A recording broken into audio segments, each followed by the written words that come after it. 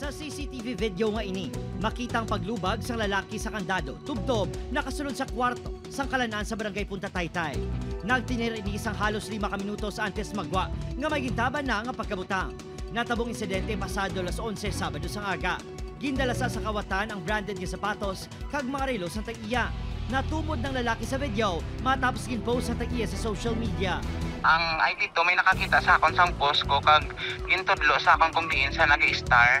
Tiging katuan dahil namon sa inabalay. Minor siya, minor, 17 years old. Tapos pamilyado na siya. Dito, nano man kami bala sa iya. Wala man na tanan, pero okay na. Nagdesisyon ang tag-iya nga hindi na magpasakas ang kaso.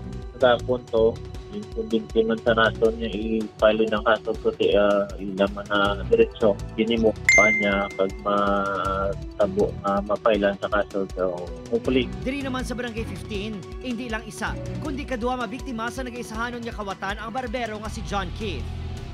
Nagsulod sa barbershop kag nagpagunting ang suspect. Naglaw mang barbero nga legit nga customer. Pero sa matapos na nga magpagwapo, ay nahimo pa sini nga magtambay-tambay. Ulihin na lang mabisto sa barbero nga ang tuyo gali sini ang motorsiklo sang biktima.